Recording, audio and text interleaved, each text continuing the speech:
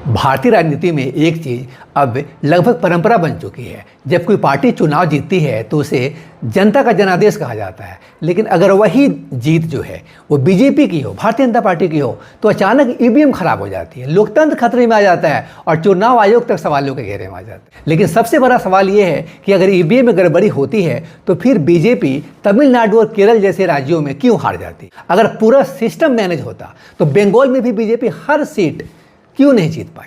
और अगर चुनाव आयोग पक्षपाती है तो विपक्ष जिन राज्यों में जीतता है वहां वही चुनाव आयोग अचानक निष्पक्ष कैसे हो जाता है? आज के इस वीडियो में हम भावनाओं से नहीं बल्कि तथ्यों, राजनीतिक मनोविज्ञान और भारत के चुनावी सिस्टम को सच्चाई से समझेंगे कि आखिर क्यों हर बार बीजेपी की जीत के बाद विपक्ष साजिश की बात करने लगता है। तो वीडियो को अंत तक जरूर देखिए, क्योंकि आज हम सिर्फ राजनीति नहीं बल्कि भारतीय लोकतंत्र की सबसे बड़ी बहस को समझने वाले हैं। मैं आशीष शरण और आप देख रहे हैं अनजिप्ट, और अगर आप ये वीडियो फेसबुक पे देख रहे हैं तो फिर आप देख रहे हैं न्यूज अनजिप्ट। आइए अब इस वीडियो में आगे बढ़ते हैं।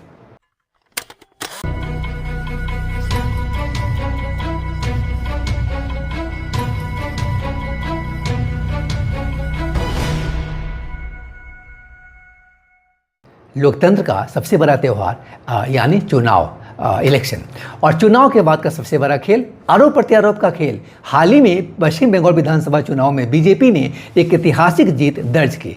15 साल की ममता बनर्जी सरकार की सत्ता को पलटते हुए बीजेपी ने शानदार बहुमत हासिल किया, लेकिन नतीजा आते ही क्या हुआ?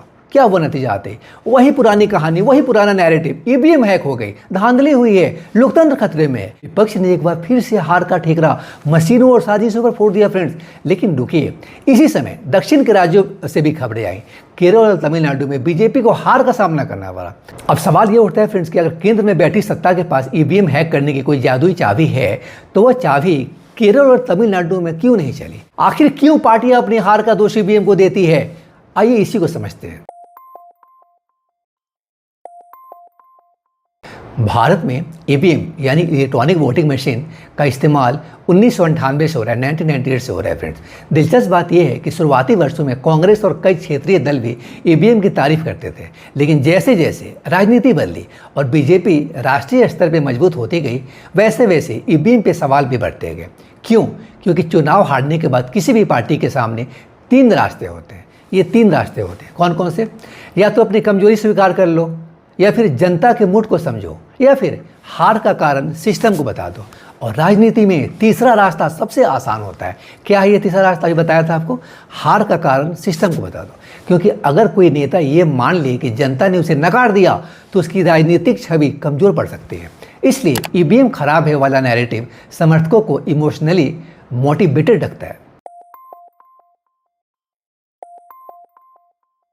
अब बात तथ्यों की, फैक्ट चेक करते हैं। भारत की ईवीएम इंटरनेट से कनेक्टेड नहीं होती, उसमें वाईफाई, ब्लूटूथ या किसी नेटवर्क का इस्तेमाल नहीं होता। मतलब बाहर बैठकर उसे हैक करना लगभग असंभव माना जाता है। इसलिए भारत की ईवीएम को दुनिया के सबसे सुरक्षित वोटिंग सिस्टम्स में गिना जाता है फ्रेंड्स। इसके अलावा हर चुनाव में मॉक पोल होता है, राजनीतिक दलों के प्रतिनिधि मौजूद रहते हैं, वीवीपैट स्लिप्स का मिलान होता है, मैचिंग कराते हैं, मशीनों की रैंडम चेकिंग होती है। तो अगर इतनी बड़ी साजिश होती तो हजारों अधिकारियों, कर्मचारियों और एजेंसियों को एक साथ शामिल होना पड़ता, और इतने बड़े स्तर की साजिश को सालों तक छिपा कर रखना लगभग नामुमकिन है।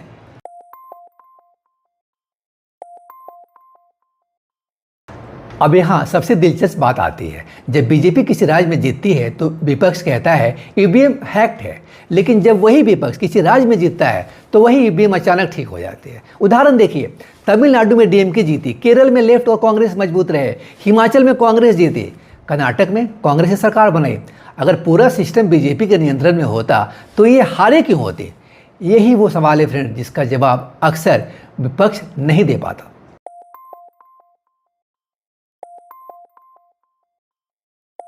असल में ये सिर्फ चुनाव नहीं बल्कि परसेप्शन की लड़ाई है।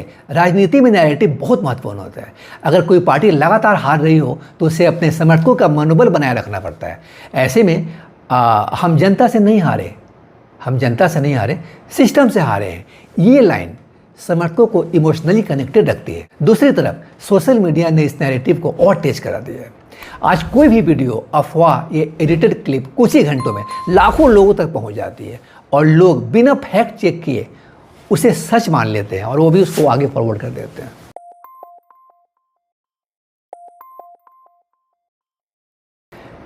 अब इसका मतलब ये भी नहीं फ्रेंड्स कि चुनाव आयोग या सिस्टम पे सवाल पूछना गलत है। लोकतंत्र में सवाल पूछना जरूरी है, लेकिन सवाल और आरोप दोनों में फर्क होता है। अगर किसी पार्टी के पास ठोस सबूत है तो उन्हें अदालत और आयोग के सामने पेश करना चाहिए। सिर्फ प्रेस कॉन्फ्रेंस या सोशल मीडिया पर आरोप लगाना लोकतंत्र को मजबूत नहीं करता, बल्कि लोगों का भरोसा कमजोर करता है।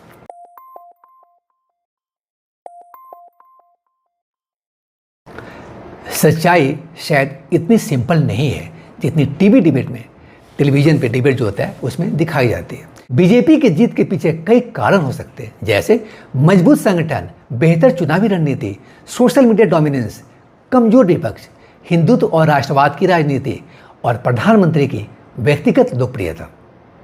इन कारणों पर चर्चा करने के बजाय कई बार हारने वाली पार्टियां ईवीएम नैरेटिव को आसान रास्ता बना लेती है।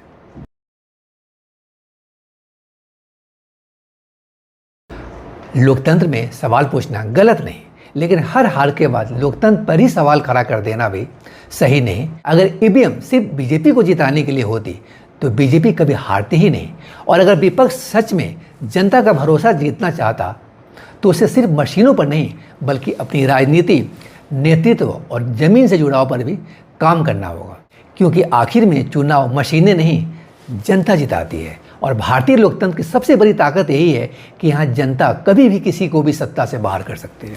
तो फ्रेंड्स, लबो लुआब यह है कि भारत का वोटर बहुत समझदार है। वह जब बदलने पर आता है ना तो बड़े बड़े अजय किलों को ढहा देता है, और जब नकारने पर आता है तो बड़ी से बड़ी लहर को भी दक्षिण के तटों पे रोक देता है। तमिलनाडु और कर्नाटक में रोक दिया था। फ्रेंड्स, विपक्षी पार्टियों के लिए समय आ गया है कि वे ईवीएम का विलाप छोड़े और आत्ममंथन करें। लोकतंत्र में हार का सामना सम्मान से करना और जनता के बीच जाकर दोबारा उनका भरोसा जीतना ही एकमात्र रास्ता होता है। मशीनों को दोष देना सिर्फ अपनी कमजोरियों को छुपाने का एक शॉर्टकट है, और शॉर्टकट से कभी देश के दिल पे राज नहीं किया जा सकता। इस पूरे मुद्दे पर आपकी क्या राय है? क्या आपको भी लगता है कि ईवीएम को दोष देना अब एक घिसा पिटा बहाना बन चुका है? कमेंट सेक्शन में अपनी राय जरूर साझा करिए। वीडियो पसंद आया हो तो लाइक, शेयर और चैनल को सब्सक्राइब करना ना भूलिए, क्योंकि हम यहाँ राजनीति को शोर के साथ नहीं, राजनीति को हल्ला उल्ला नहीं करते, शोर के साथ नहीं, बल्कि तथ्य और समझ के साथ देखते हैं। मैं आशीष शरण और आप देख रहे थे अनजिप्ट, और अगर आप ये वीडियो फेसबुक पे देख रहे थे तो फिर आप देख रहे थे न्यूज अनजिप्ट। मिलते हैं फिर अगली वीडियो में किसी और स्टोरी को अनजिप्ट करते हुए। Till then stay connected and informed with our channel unzipped. Thank you.